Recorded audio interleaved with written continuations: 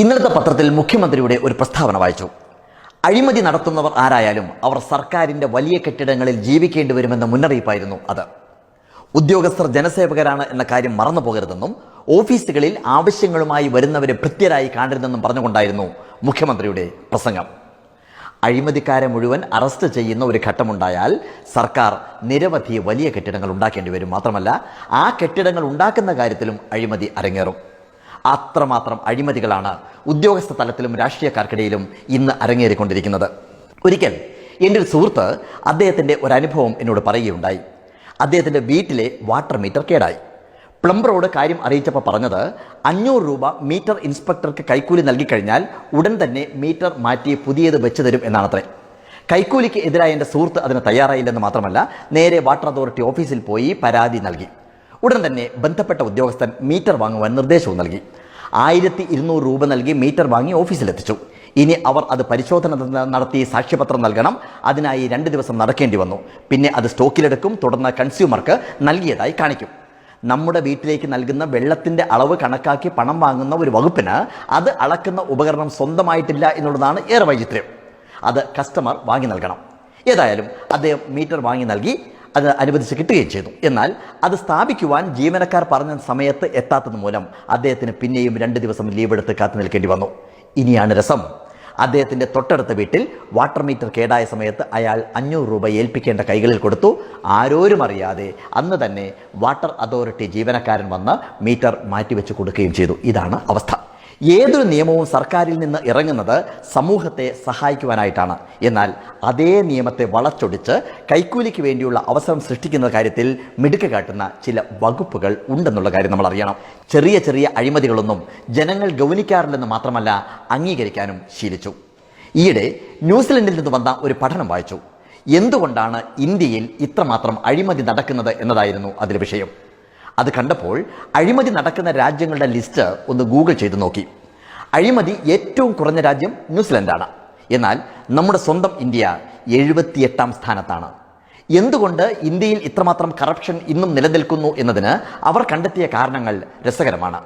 അതിൽ സാധാരണ നമ്മൾ ചിന്തിക്കാത്ത ഒന്നിനെക്കുറിച്ച് പറയാതെ വയ്യ. കുട്ടിക്കാലം മുതൽ നമ്മളെ കാര്യസാധ്യത്തിന് വേണ്ടി ദൈവത്തിന് പണം കൊടുക്കുന്ന ശീലം മാതാപിതാക്കളും സമൂഹവും പഠിപ്പിക്കുന്നത് ഒരു കാരണമായി അതിൽ പറയുന്നുണ്ട്. ദൈവങ്ങൾക്ക് മുമ്പിൽ ദക്ഷിണ വെച്ച് തുടങ്ങുകയാണ് നമ്മുടെ ബാല്യം. പരീക്ഷയിൽ ജയിക്കാനും ഉദ്ദേശിച്ച കാര്യങ്ങൾ എളുപ്പം നടക്കാനും നമ്മൾ ദൈവത്തിന് മുമ്പിൽ ദക്ഷിണ വയ്ക്കാൻ ശീലിക്കുന്നു.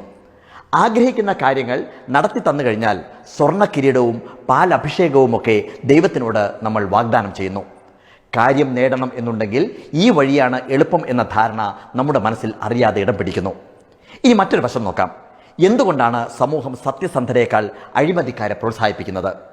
കാര്യം നേടാനുള്ള എളുപ്പമാർഗം അല്ലെങ്കിൽ ഏകമാർഗം അതുമാത്രമാണെന്ന ചിന്തയാണ് ഇതിന് പിന്നിൽ.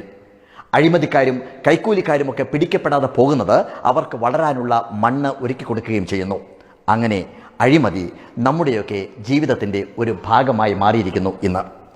മുഖ്യമന്ത്രിയുടെ പ്രസ്താവനയിൽ ഒരു കാര്യം കൂടി പറയുന്നുണ്ട്. ഉദ്യോഗസ്ഥർക്ക് സുഖമായി ജീവിക്കുന്നതിന് മാന്യമായ ശമ്പളം സർക്കാർ നൽകുന്നുണ്ട്. കിട്ടുന്ന ശമ്പളം കൊണ്ട് ജീവിക്കുവാൻ ശീലിക്കണം എന്ന്. ഇന്ത്യയിൽ മന്ത്രിമാർക്കോ മറ്റ് അധികാരികൾക്കോ സർക്കാർ ഉദ്യോഗസ്ഥർക്കോ ശമ്പളത്തിനോ മറ്റ് ആനുകൂല്യങ്ങൾക്കോ യാതൊരു കുറവും ഉണ്ടായിട്ടല്ല. നേരെ മറിച്ച് സുഖ സൗകര്യങ്ങൾ എത്രയായാലും മതി വരാത്തതാണ് പ്രശ്നം. എത്ര കിട്ടിക്കഴിഞ്ഞാലും അത് തീരുകയുമില്ല. ഒരു കഥ ഞാൻ എവിടെയോ വായിച്ചിട്ടുണ്ട്. അക്ബർ ചക്രവർത്തിയായിരുന്ന കാലത്ത് കൊട്ടാരത്തിനടുത്തുള്ള ഗ്രാമത്തിൽ ഫരീദ് എന്ന പേരുള്ള സത്യസന്ധനായ ഒരു ഗുരു ഉണ്ടായിരുന്നു. പാണ്ഡിത്യം കൊണ്ട് അയാൾ രാജ്യത്ത് പ്രശസ്തനായിരുന്നു. സമ്മർദ്ദം അനുഭവിക്കുന്ന സമയത്ത് അക്ബർ ആരോരും അറിയാതെ രാത്രിയിൽ വേഷം മാറി ഫരീദിന്റെ കുടിലിൽ ചെന്ന് കുറേ നേരം വർത്തമാനം പറഞ്ഞിരിക്കുമായിരുന്നു. രാജാവ് വന്നു പോകുന്ന കാര്യം ഗ്രാമവാസികൾക്ക് അറിയാമായിരുന്നു. അവരെല്ലാം കൂടി ഒരു ദിവസം ഫരീദിനെ സമീപിച്ചു.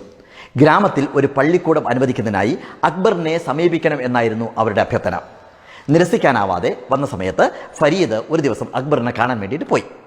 അതിരാവിലെ അറച്ചറച്ച് അയാൾ കൊട്ടാരത്തിലെത്തി. പണ്ഡിതനായ അയാൾക്ക് മുമ്പിൽ കൊട്ടാര കവാടം തുറക്കപ്പെട്ടു. അക്ബർ പ്രാർത്ഥനാ മുറിയിലായിരുന്നു. കാത്തിരിക്കുന്ന സമയത്ത് ഫരീദ് അക്ബറിൻ്റെ ഉച്ചത്തിലുള്ള പ്രാർത്ഥന ശ്രവിക്കുകയായിരുന്നു. ദൈവമേ, എനിക്ക് ഇനിയും ഒരുപാട് സമ്പത്തുണ്ടാവണേ, രാജ്യം കൂടുതൽ കൂടുതൽ വിശാലമാകുകയും ഒരുപാട് ധനം വന്നു ചേരുകയും ചെയ്യണമേ. അതായിരുന്നു പ്രാർത്ഥന. ഫരീദ് രാജാവിനെ കാണാൻ നിൽക്കാതെ ഇറങ്ങി നടക്കുന്ന സമയത്ത് മന്ത്രിമുഖ്യൻ ചോദിച്ചു, എന്തു പറ്റി എന്ന്. ഫരീദ് പറഞ്ഞു, ഞാൻ വിചാരിച്ചത് അക്ബർ ഒരു ചക്രവർത്തി ആണ് എന്നാണ്. പക്ഷേ ഇന്നെനിക്ക് മനസ്സിലായി അയാൾ വെറും ഒരു യാചകനാണ് എന്നുള്ളത്. ഇതാണ് കഥ. അതായത് എത്ര വലിയ പദവിയിലായാലും എത്ര വലിയ സുഖ സൗകര്യങ്ങൾ ഉണ്ടായിക്കഴിഞ്ഞാലും ആർത്തി തീരാത്ത അധികാരിവർഗം യാചിച്ചുകൊണ്ടേയിരിക്കും. അവിടെ കൈക്കൂലി കൊടുക്കാത്തതിൻ്റെ പേരിൽ കാര്യം നടന്നില്ല എന്നുണ്ടെങ്കിലും അഴിമതിക്ക് കൂട്ടുനിൽക്കാത്തവർ തന്നെയാണ് യഥാർത്ഥ ചക്രവർത്തിമാർ.